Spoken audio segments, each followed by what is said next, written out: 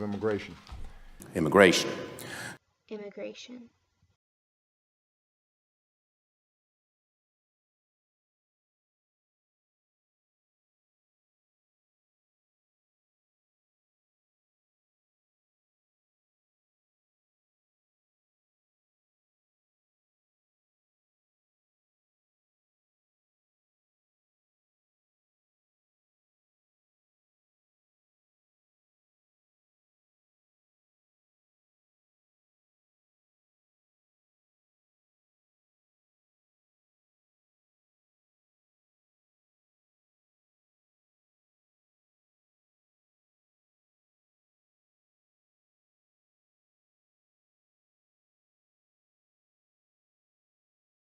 My main topic was the immigration reform.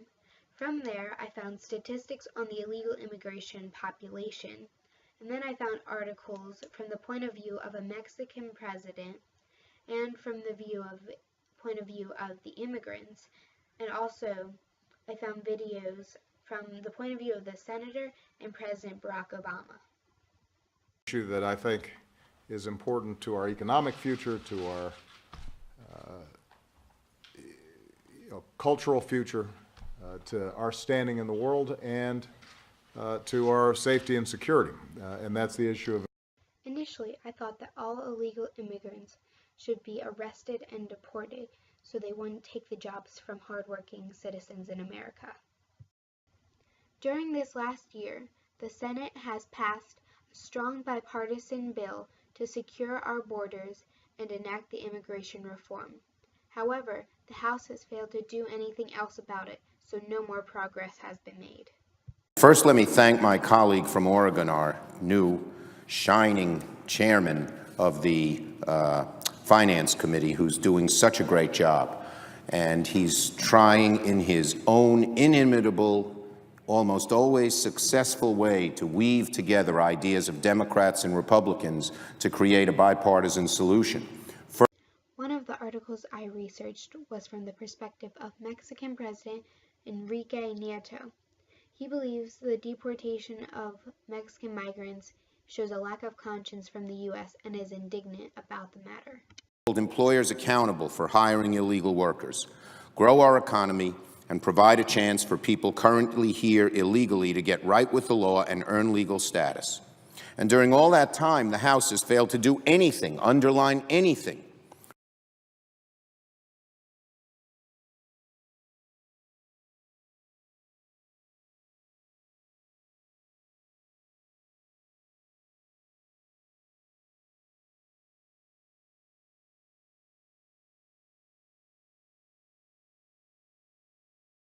to fix our broken immigration system. To be clear, the problem is not that there's a difference of opinion between a House bill and a Senate bill on immigration that cannot be reconciled. The problem is that House Republicans have completely abdicated their responsibility to address the important issue of fixing our broken immigration system. Like with most political issues, people have differences on how to best solve them. There's always the Democratic versus Republican debate, as well as differences in opinions of the general public. Some people thought it best to use immigration reform, while others thought that it was necessary to arrest and deport all legal immigrants found in the U.S. Again, the problem isn't that the House has passed immigration laws the Senate disagrees with. The problem is the House won't put any immigration bills up for a vote, no matter what is in those bills.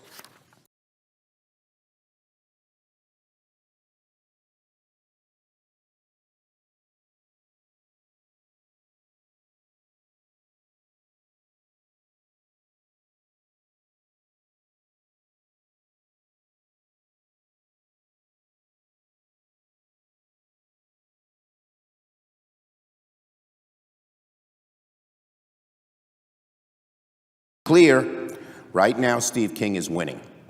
Just last week he said, quote, "If I had the power, the authority to kill everything immigration-wise that comes through the House, if they actually handed me the keys to the kingdom, and if I actually had the gavel that controls immigration, the immigration issue, that would be nice," unquote. Well, Madam President, who among us can say that he has not been handed the gavel on immigration policy when nothing is being done on immigration, just what he said he would do if he were indeed handed the gavel? What has the House actually done on immigration these past 2 years? Nothing. Look it up. This is what Steve King wants.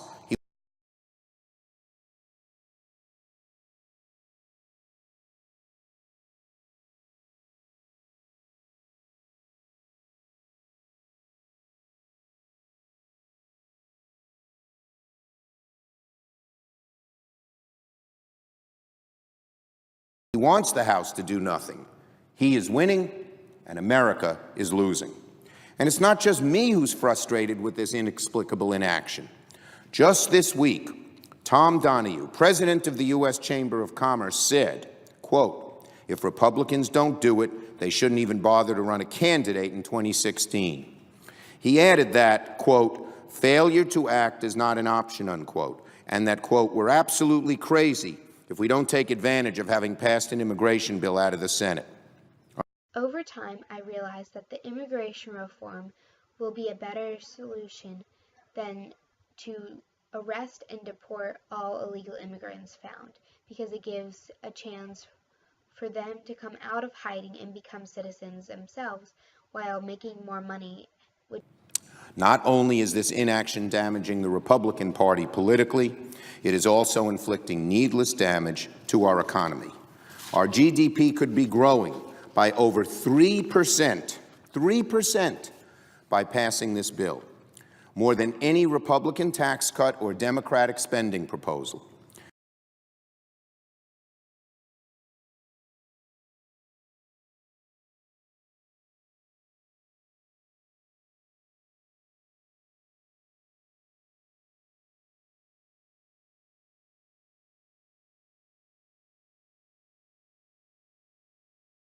Need a deadline in order to get moving on immigration reform, and that if no action were taken by August recess, the Republican brand would be damaged with Latino voters for years to come. There is no sign that anything will ever be done on immigration reform.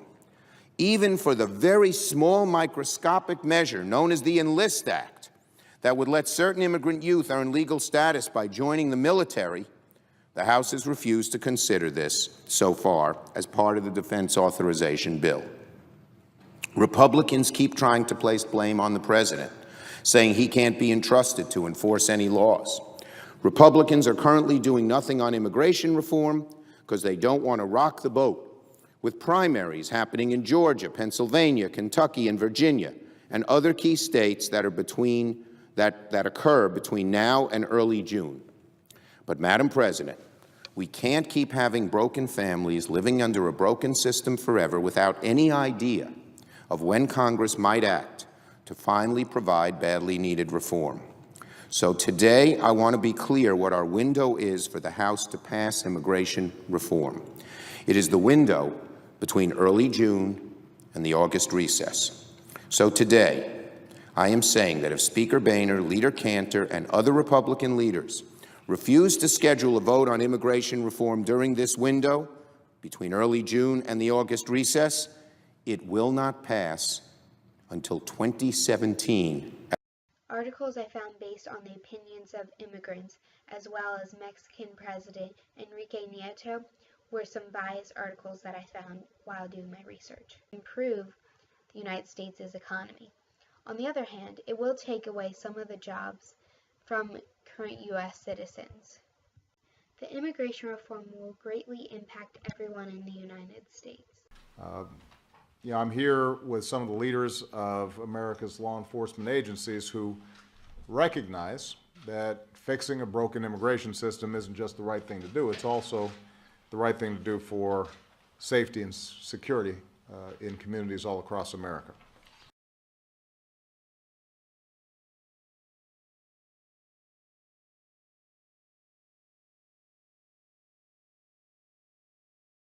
A recent study has shown that the illegal immigration population has increased by about 3 million from 2000 to 2011.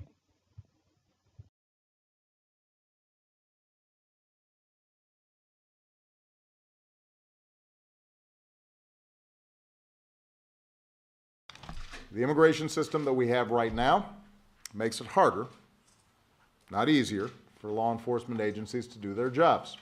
It makes it harder for law enforcement to know when dangerous people cross our borders. It makes it harder for business owners who play by the rules to compete when they're undercut by those who would exploit workers in a shadow economy. That being said, giving legal immigrants or even illegal immigrants who are on the path to gaining citizenship the jobs that no one else wants or occupies could greatly benefit the economy for the U.S. And it makes it harder for law enforcement to do their jobs when large segments of the community are afraid to report crimes or serve as witnesses because they fear the consequences for themselves or their families.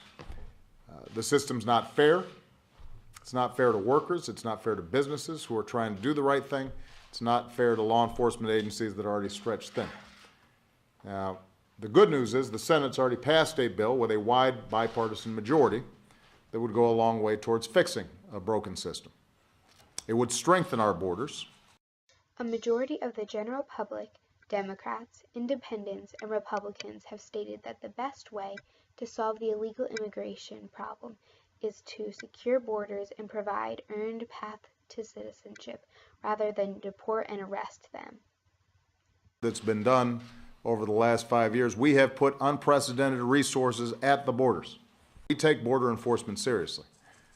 But what this reform package would also do is create a firm but fair pathway to earn citizenship for those who live in the shadows. And, as a consequence, would give law enforcement a better idea of who's in the country. It would also help build trust between local communities and law enforcement and immigrant communities.